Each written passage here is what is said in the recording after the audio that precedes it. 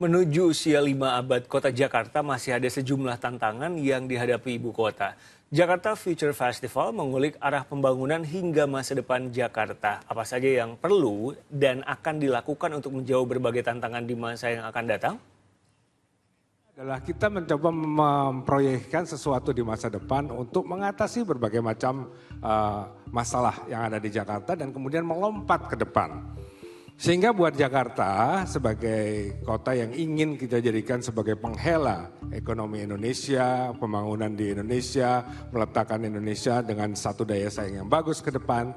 Mau nggak mau, suka nggak suka akan ada dua strategi utama yang harus dijalankan. Mungkin slide selanjutnya.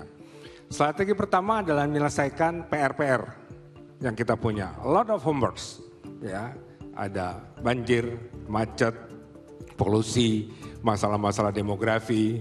Nah, satu stream yang harus dilakukan Jakarta adalah mengatasi problem yang ada. Stream yang kedua harus leapfrog, membuat lompatan ke depan. Jakarta harus menjadi kota yang green, harus smart, karena kita semua sekarang eranya digitalisasi. Kemudian resilient, ini bagian dari hari ini. Tangguh, kotanya harus tangguh. Dan kemudian harus inklusif, karena semua strata masyarakatnya juga harus ada di sana.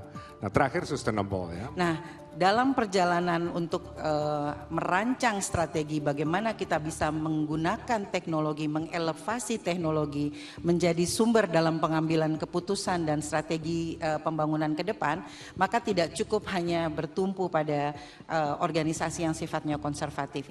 Perlu ada inovasi-inovasi bagaimana kita bisa mengcapture pengetahuan itu dan kemudian menjadikan bagian dalam decision making process untuk menciptakan sebuah science-based policy atau database policy. Kami menyediakan berbagai facility yang bisa dimanfaatkan untuk mempertajam produksi riset dan pengetahuan.